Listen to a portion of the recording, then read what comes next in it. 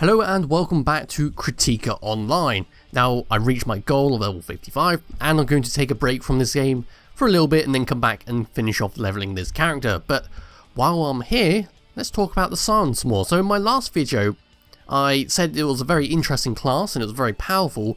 So I want to go into a bit more detail on the class and give my full thoughts on what it is. Because, I mean, there's not much going to change between now and 65 apart from one skill. So the Psion itself starts off exceptionally weak.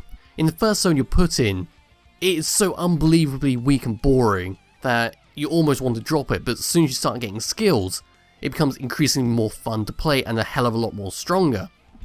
Now this thing continues on as you level up, due to the fact your skills, when you increase them, add extra effects. So for example with the Saber Slash, as you can see, when you reach level 4, it increases the damage by 100%.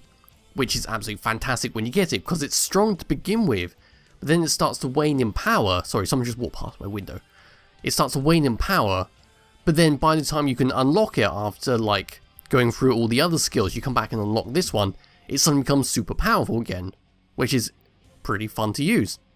So let me go through some of the skills here. So the top here, starting from Dash, level 1. Now, Dash is, I don't really feel this skill is necessary, because due to the fact your sword, things like your Uber Edge causes your sword by skills to make you invincible for a few seconds, it kind of makes it pointless to use this because you can utilize all your other attacking abilities to basically cheese through a lot of stuff.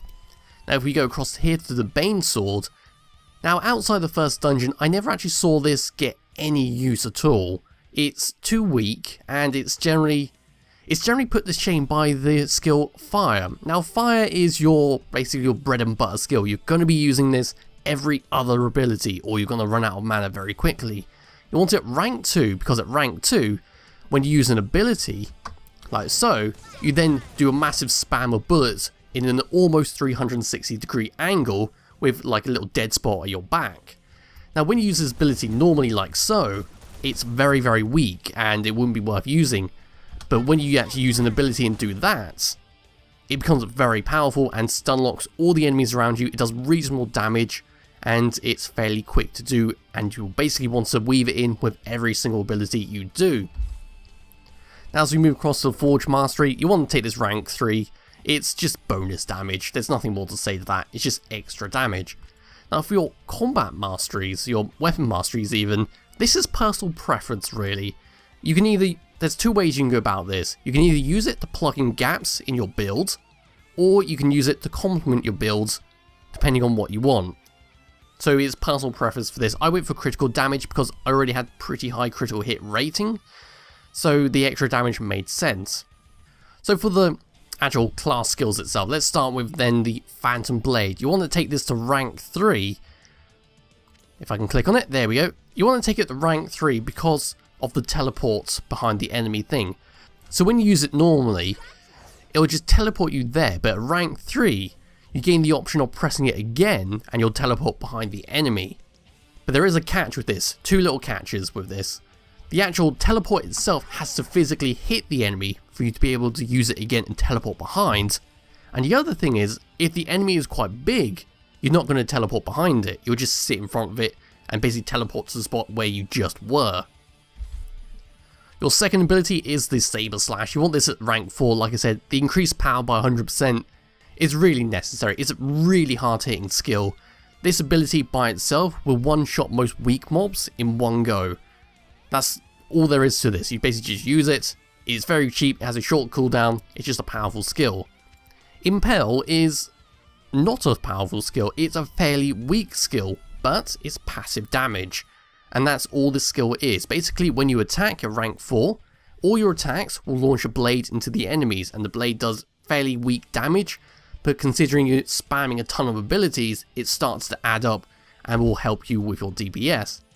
The Sword Abides, however, needs to be rank 4. This is basically your bread and butter skill, so everything you do is going to create a forged sword. So if I was to slash, there's a forged sword. If I was to say use my spinning blades, there's a fancier sword. So if I was to press Sword Abides, you'll basically launch them and it'll do a nice load of damage, but that's not why we want it. The only reason why we're going to be using it is to launch the special abilities from the spinning blades and vortex, etc, etc. Other than that, you generally don't want to use it other than to filling in the gaps when everything else is on cooldown because of the rank 4 ability of increased damage, crit damage, damage reduction for every single forged sword you have out. So the more you use it, the more swords you will use up, which means the less bonus you'll get. So you want to try and avoid using this where possible to keep that bonus at all times. Now the next one across is spinning blades. Now this is a very hard hitting skill, but you're going to get easily interrupted when you're using it. Now at rank 4, this is basically why you want the sword abides and this at rank 4, because they both synergize together. So when you utilize it, you get 4 little blades that come out and it sucks in all the enemies together into one spot. This is basically your grouping up ability. And then you'll get this fancy looking blade on your back. When you use the sword abides, it creates a little spinning blade that does a lot of damage in a small amount of time, which is very fancy indeed. Now this blade in itself is fairly strong, especially when you use it on a group of enemies, but you only launch 2 blades at first, so you want to get all this to rank 4 in order to utilize it properly. Now Uber Edge is your super bar on the side down here. Now this is basically your super cooldown, but it has some effects that happen outside the ability itself, which is very, very important to you. So you want to take it to rank 2, and this is because of this little bit of text here. You become invulnerable while using the sword's abide. And when you use the sword abides, like I said, if I use my spinning blades, when you activate this, you're invincible. Okay? Fairly simple. And I'll come back to this in a second because there's another very important skill coming up. Now over here we have Blade Dance. Now Blade Dance, I personally like the spell, but I don't see any point in taking it any further than rank 1. And this is because it basically makes you invincible. So if I was to activate it, you go like this, that's a fairly long time to be invincible, and it allows you to cheese through a lot of the enemy abilities. You could rank it up and get a decreased cooldown and extra effects, but I don't personally see any point in this because I rarely use it outside of boss battles on certain abilities. Now across here is Wild Shot. Now this is your main attacking skill. This thing hits like a truck, okay? And you want to take it to rank 2. Why? Because it gives you an extra charge. You start off with 2 charges, so when you use it, like so, and then you have an extra charge and you can use it again and again and again. Now with this ability, if you were to continuously press it, you get 3 different effects, but we don't want that. We want the first effect all the time, which is where your right mouse button comes in handy. So you would basically use your Wild Shot, right mouse button, Wild Shot, right mouse button, Wild Shot, right mouse button, for a continuous AoE storm of death, basically.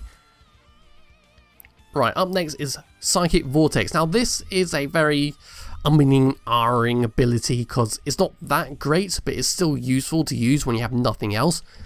But the main thing with this ability, if I was to use it, is it generates a new forged sword, and this forged sword creates a jumping downwards attack. Fairly long ability, which means you're invincible for that amount of time, and the damage is pretty good in itself, but I don't take it any more than rank 1 because I don't particularly use it that often.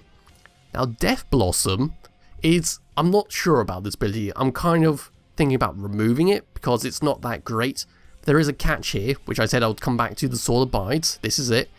So Death Blossom by itself is a massive spinning whirl of death. It does a nice amount of damage, but while it's active and you use your sword abide skill,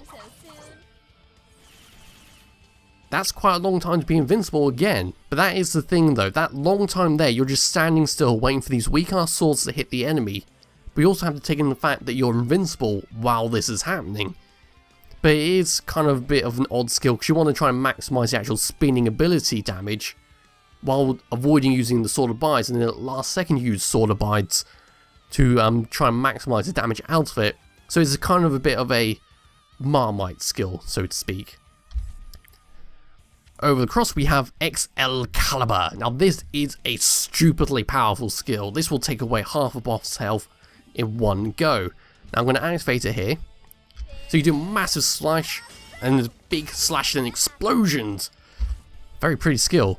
You want to take this all the way up to rank 4. Why? Because it adds that sweeping motion as you saw. Now this thing hits a lot and it adds a 7-second stun to anything it hits. So it's very powerful. It does have a long cooldown of, I think, 60 seconds. So you have to kind of time when you do it. I personally save it for the boss, or if there's like an elite mob with some kind of cheesy ability, I'll just, instead of like tackling it the normal way and risk losing some health, I'll just go up to it, press T, slam the sword down, boom, it's dead. And of course, because I'm not level 60, Psychic Storm, you generally want to take this all the way up to level 4, because it's just a straight up damage boost. I haven't really played around with the skill because I'm not that level, but it is just a damage skill. And you can see at rank 3 you forge all the different types of swords up to your maximum amount. That's your spinning blades, your death blossom, and your little vortex skills. So it's fairly useful. It's just a straight up damage boost. If you don't have enough skill points for this, just drop the death blossom. You don't really need it. So that is it for this guide. Basically, my general rotation for the actual Psion itself is basically to start off with like a wild shot, run in, wild shot, right mouse button, etc, etc. If I was to just, oh wait, there's some enemies here. This is like a very low area. I don't know why I'm here, by the way. So basically my rotation would be wild shot, right mouse, group them up, slash, get the spinning blade, wild shot some more, right mouse, like that, then keep going like that. Now I have stuff on cooldown, I don't really want to be using my teleport, so that's when I would use the sword of bites to use up one of those psychic swords. So basically, if I wait for all my cooldowns to come back, I'll just show you again.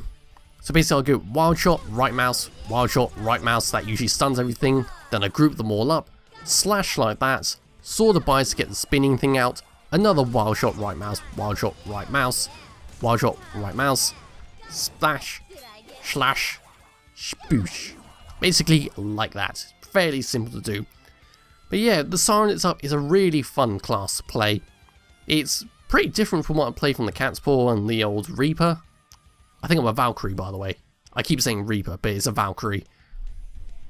Yeah, it's really fun, and one thing that I did learn out today was, in a patch coming up, they bring out Trio Blade, so that's something to look forward to, I guess. I mean, they've sort of been quite quiet about this game since this class release, which I guess is fair enough. There's kind of pushing closers a lot. Yeah, I really enjoyed this class. It's really nice. You got the costume there, which I'm pretty sure is temporary. It says last until, so I don't know whether it's permanent or not. I'm presuming it's not. But it's quite nice. Anyway, yeah, thank you all for watching. We'll be back with another video soon. Bye bye.